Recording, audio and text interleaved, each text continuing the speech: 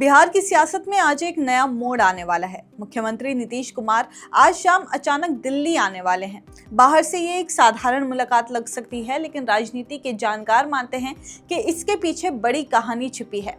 उपराष्ट्रपति चुनाव से लेकर बिहार विधानसभा तक इस बैठक को एनडीए की आने वाली चालों का हिस्सा माना जा रहा है। नमस्कार, आदाब, आप देख रहे हैं द हिंदी टॉप और मैं हूं आपके साथ साम्या खान। नीतीश कुमार भारतीय राजनीति के उन नेताओं में हैं जिनकी चालें हमेशा अप्रत्याशित रहती हैं। जब जब उन्हें कमजोर या खत्म मान लिया गया है, उन्होंने ऐसा दांव खेला है कि पूरा समीकरण ही बदल गया। बिहार की राजनीति की बिसात पर नीतीश हमेशा राजा की तरह चलते हैं और यही वजह है कि आज एनडीए के भीतर भी उनका महत्व कहीं ज्यादा है। बिहार चुनाव सिर पर है। एनडीए में सीट बंटवारे को लेकर अंदरूनी खींचतान अपने चरम पर है। भाजपा चाहती है कि बराबरी का हिस्सा रहे, वहीं चिराग पासवान की पार्टी एलजेपी भी 40 सीटों की मांग पर अड़ी है।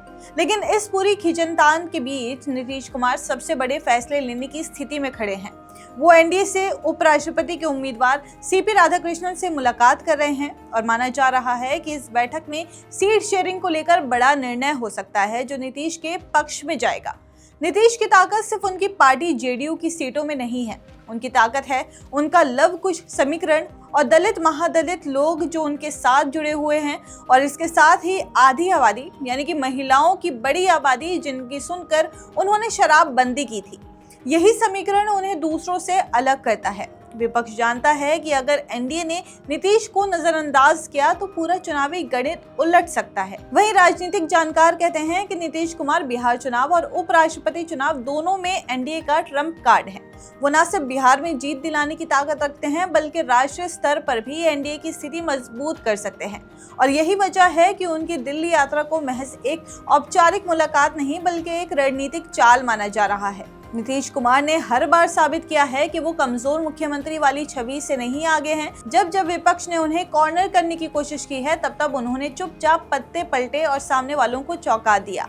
यही वजह है कि राजनीतिक विश्लेषक कहते हैं कि नीतीश कुमार मानसिक और शारीरिक रूप से पूरी तरह सक्रिय हैं और अपने खिलाफ हो रहे किसी भी षड्यंत्र को वो वहीं खत्म कर देते हैं।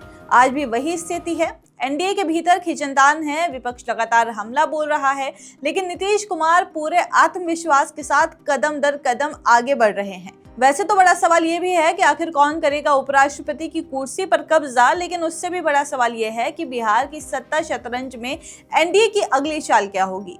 एक बात तो तय है, इन दोनों सवालों का जवाब कहीं ना कहीं नीतीश कुमार से होकर गुजरता है। वो चाहे मुख्यमंत्री बने रहें, एनडीए का चेहरा हो, या फिर उपराष्ट्रपति चुनाव में निर्णायक मोहरा बने, नीतीश हर जगह केंद्र में है। और यही कारण है कि दिल्ली की ये शाम सिर्फ एक मुलाकात नहीं, बल्कि आने वाले महीनों की राजनीति की सबसे बड़ी सुर्खी बन सकती है। आपकी इस पर क्या राय है, हमें कमेंट्स करके जरूर बताइए। और ऐसी और जानकारी के लिए आप हमारे चैनल द हिंदी टॉप को सब्सक्राइब कर लें। इसके अलावा आप हमें एक्स, फेसबुक और इंस्टाग्राम पर भी फॉलो कर सकते हैं।